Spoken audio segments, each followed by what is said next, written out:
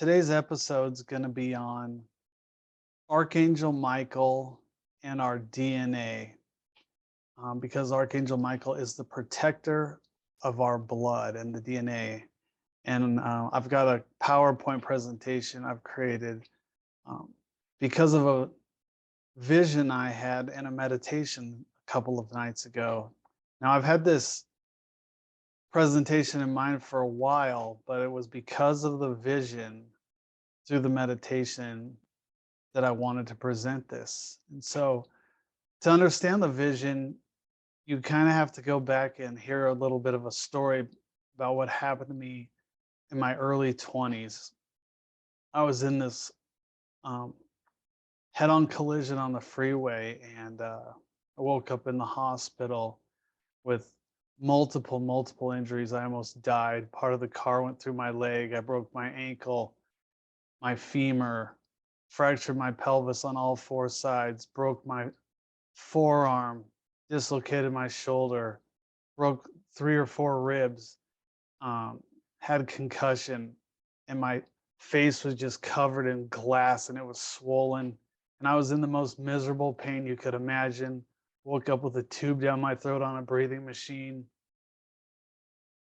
Couldn't move for weeks. Had to learn how to use my hand again, learn how to walk again. And then after that, I got out of the hospital and had to go live with my grandparents for a time because my parents worked and could not take care of me, and I had to have another knee surgery because I broke part of my tibia plateau. And so months and months later, probably 6 or 8 months after this accident, you know, I need to go back a little bit before that.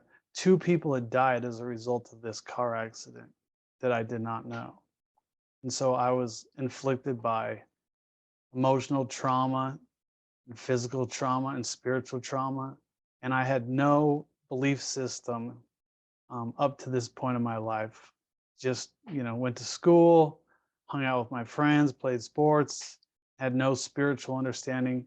And this accident opened me up to a whole new realm of healing and spirituality, religious texts, all kinds of texts and study.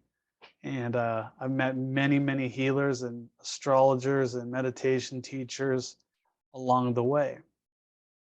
And so when I first got home I was living with my dad. I was in so much pain and agony, physically and emotionally and spiritually. I didn't even know how to meditate at the time. So I prayed and I prayed and I prayed that night in the dark of my bedroom. And I asked for help from Jesus.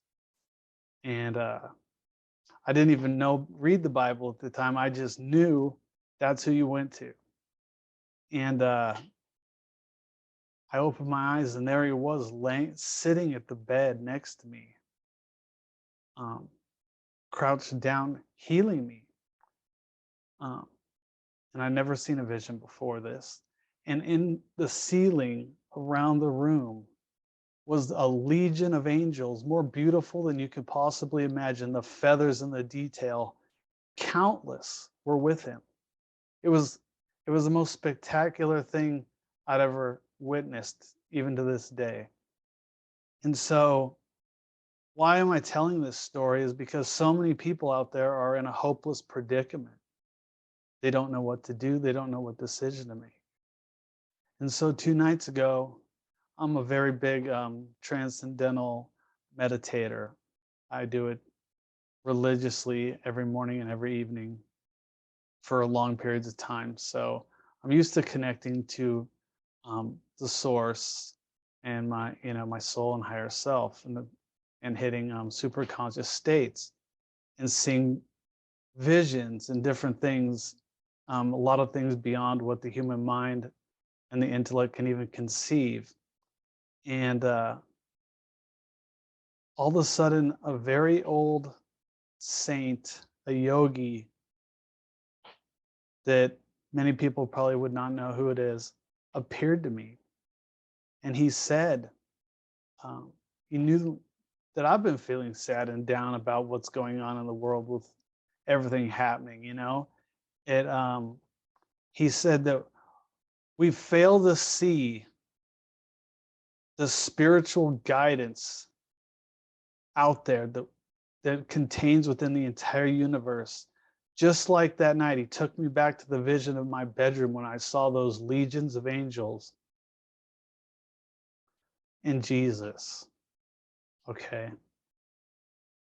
They're unseen, but they're there. There's a spiritual force that people don't know exist, or they do know exist, but we can't see it. We don't have the eyes to see it.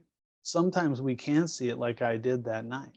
And I've had few experiences similar, but not even close to the magnitude of that. And so I just want to give people hope that there's this spiritual force out there, not just on this earth plane, but in the entire universe, working collectively to end this cycle of corruption and what's going on in this world globally, not just in America, but globally. And so this presentation is all about the role Archangel Michael's playing in a roundabout way. You'll see what I mean as we go through the presentation. So let's get started and I'll open up the presentation. So the title is Archangel Michael, the protector of our blood and the carrier of our DNA. As you can see, this is a DNA double helix. And these are some cool pictures I found of Archangel Michael with his blue sword and his cup.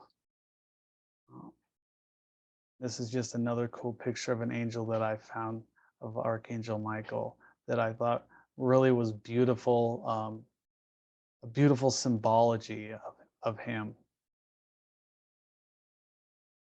So Archangel Michael, so each astrology sign represents a body part. So I'm going to link this to astrology and all kinds of things. So just bear with me. The sign Aries represents the head and the blood. The key word for Aries, the first house, is I am. I am is an acknowledgement of your existence. It's an acknowledgement of all of our existences. However, on a deeper level, I am refers to each person's connection with the Creator. The I am referred to here is a statement of a truth that you are the Creator in microcosmic form. The I am referred to here stands for your DNA, your genetic heritage, or your soul's karmic makeup. It's also a statement of a truth that I am the macrocosm in miniature. We are in the image of God. We are Him in miniature form. So the I am is your blueprint given to you by the Creator. Archangel Michael is the holder of the original DNA or life force. Michael's importance is that he watches over our blood in this almost unseen war to control it or have possession of it between Lucifer or Satan, which they're the same being, and the spiritual worlds. It is Archangel Michael who in the summertime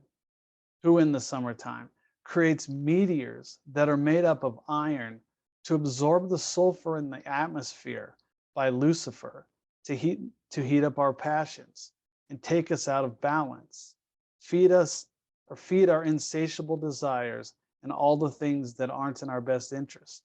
So what's going on is, as the summer warms up, passions heat up, Lucifer tries to take advantage of our desire nature and our anger and all these passions.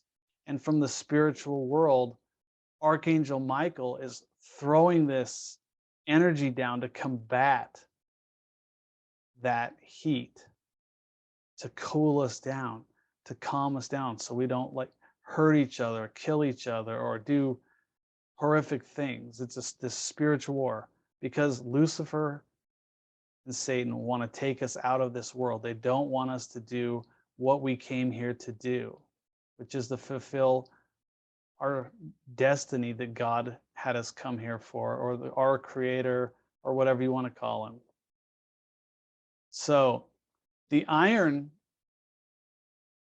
that Archangel Michael puts out nullifies or neutralizes the sulfur in the atmosphere, while simultaneously decreasing the sulfur in our bloodstream to decrease Lucifer's control over our desire nature. Just like I said, Lucifer's agenda is to keep us doing what we came here to do. He doesn't want us to have a bodily experience, and so he tries to do all he can to take us out of the world, to return us to the spiritual worlds. So these Luciferians, they want to own this world. They don't want us here. And if they do have us here, they want to enslave us. And so this is where the spiritual mechanism of the angels and all the other beings out there come into play to help protect and balance this, or even nullify it or take it out eventually.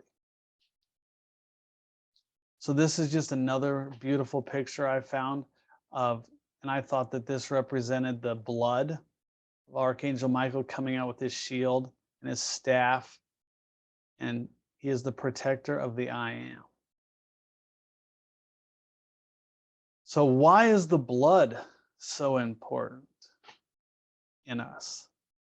Because it is our genetic blueprint given to us by God, our creator. So I'm going to ask some questions about this for you. I'll let you come to your own answers. What happens if our genetic code gets altered? What happens to our relationship to the creator if science begins altering and manipulating our DNA? We human beings are microcosm of God's macrocosmic universe. That said, do we lose our connection to source in some way if we alter the divine connection to it? How does the macrocosm change if we are altering the microcosms of each one of us, of each individual? Each individual makes up the collective. So what happens when we begin altering people's genetic code? What's it going to do out into the universe to their connection to God or other celestial planets or beings and all their importance? What is this? What is the full ramification? I don't believe anybody knows that answer. That's why I'm asking it to you. As we've seen, science, specifically virology labs, are trying to alter our genetic code, to alter our soul's DNA makeup given to us by our creator. No one really knows the true depths of these consequences. So I just want to ask you to think hard. You may lose your job or whatever over what's going on. Is it worth this? Is this what's going on? Is it down the road? Is this just a precursor? These are very deep thoughts that we all have to have in talks with our family and friends. So now I'm going to show you a meteor shower so you can see what it's like, what Archangel Michael does. So this is a Sky and Telescope, the Essential Guide to Astronomy, and this is about the meteor showers in 2021. And so this was from a telescope showing the fireball-rich Perseids in mid-August. So you can see it looks like this laser light. That's a meteor shower. It says here that a fireball from the Leonid meteor shower streaked through Orion's Yorktown, Virginia before dawn on November 15th, 2020. So I thought I'd read you a little bit of this. Every day, Earth is bombarded by roughly 25 million bits of interplanetary debris, totaling more than 100 tons of dust and sand-sized particles. These fragments of space rock strike Earth's upper atmosphere at speeds of 20 to 40 miles per second, creating momentary streaks of light called meteors or shooting stars. Although some meteors look bright enough that it seems you can almost touch them, actually they occur very high up at altitudes of 50 to 70 miles. Derived from the Greek word meteors, meaning high in the air, they're actually fairly common. If you look up into a dark, moonless night sky from a location far from city lights, you'll see brief streaks from sporadic meteors a few times every hour. So they occur a lot more often than we think. They can occur at any time on any night in any part of the sky, and they range in brightness from tiny blips just at the limit of visibility to dramatically bright fireballs that outshine Venus and light up the nightscape around you. The rarest of these, called bolide, shatters explosively into pieces during its rapid descent and can even create a loud boom. So we're here. Because they're arriving so fast, it doesn't take a very large particle to make a dramatic flash. Typically, they're no bigger than big sand grains, and something the size of a pea can create a meteor that's dramatically bright. So that's pretty amazing. Something the size of a pea can be something that bright. Those high velocities give each particle a lot of kinetic energy, which converts heat due to friction in the upper atmosphere. So remember what I'm talking about, Archangel Michael sending the iron out to nullify the sulfur, or is it the yeah, or the sulfur to nullify the iron, whichever way it is, I can't remember now. But this is what's happening, and we're not even conscious of it on a daily basis. This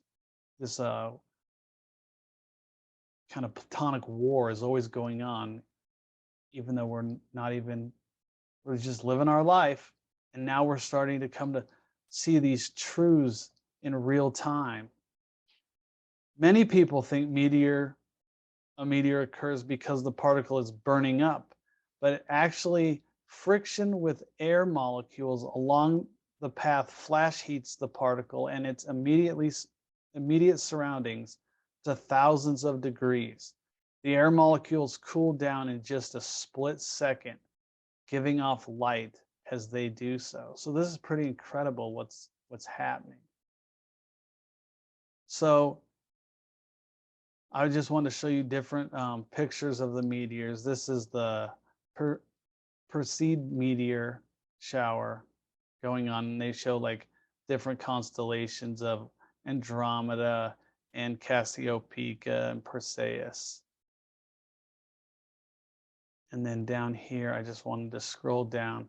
Here's a list of like a whole bunch of the meteor showers.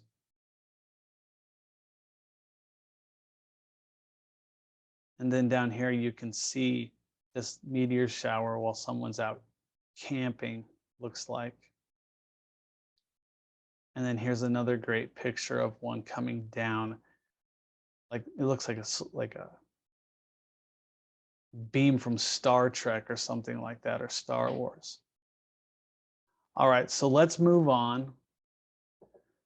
So just briefly, I've covered this in other videos, but there's an ascension-descension process.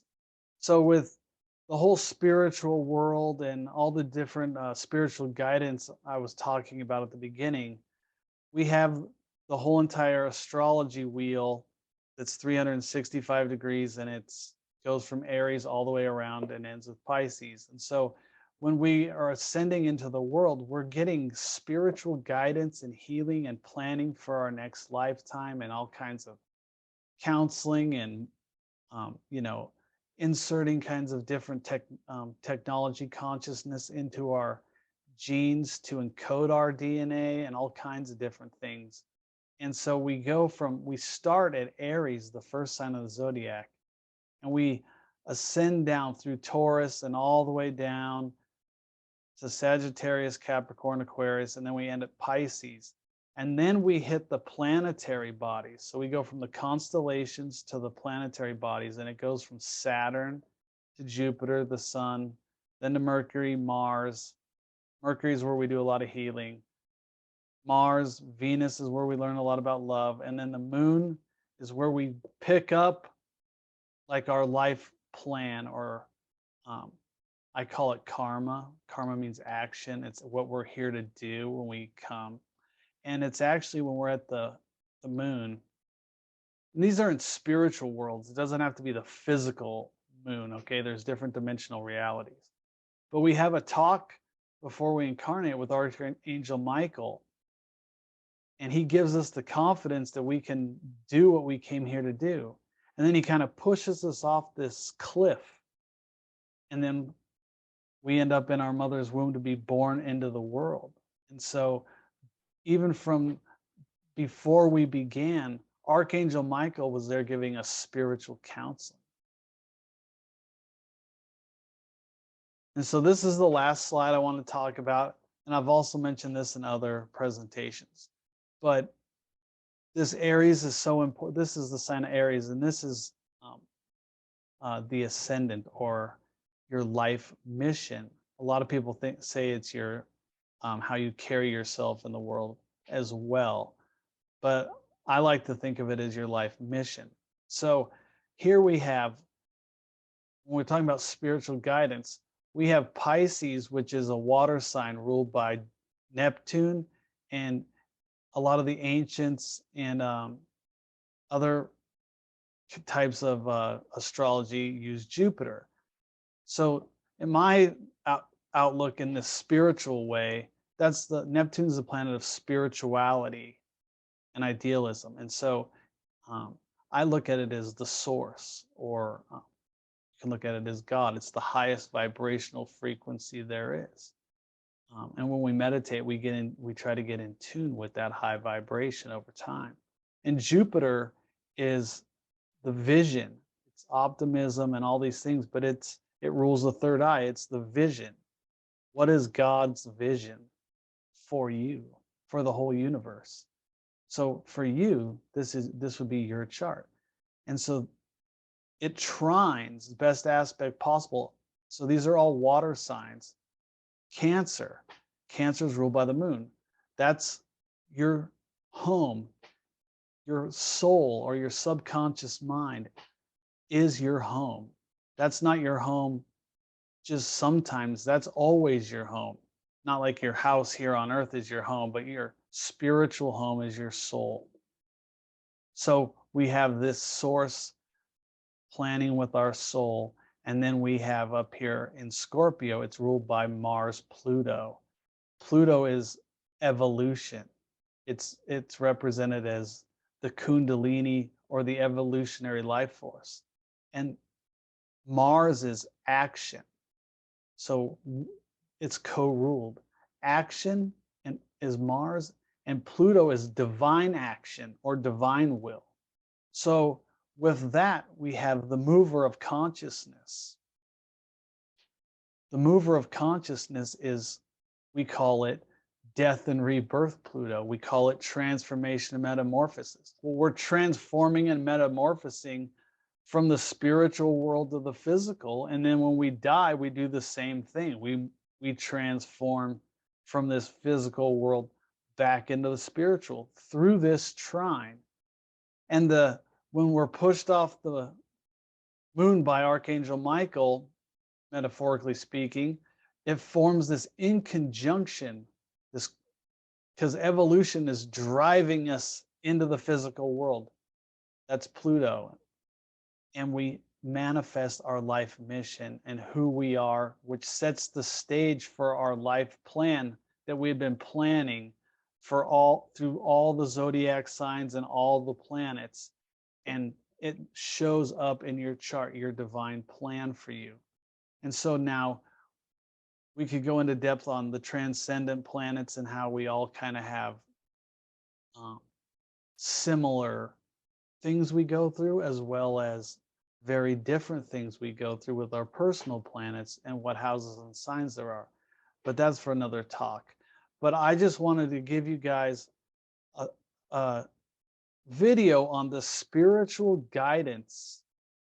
And we all knew we came here for this moment. We all knew we were going to have choices to make.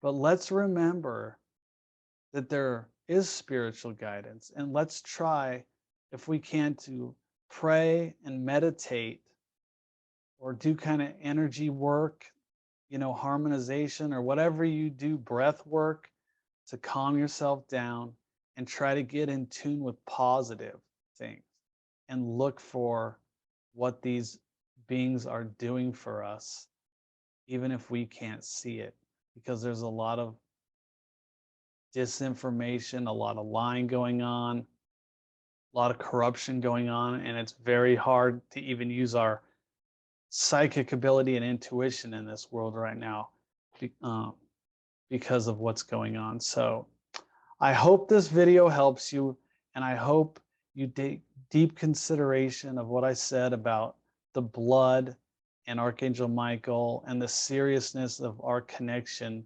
with the source and what that really could mean in the long run. So if you like my video, please give it a thumbs up, share, subscribe, and hit the notification bell for future videos. And if you'd like a personal reading with me or to learn meditation, visit astrologywithjeffreybryan.com. Thank you, and see you next time.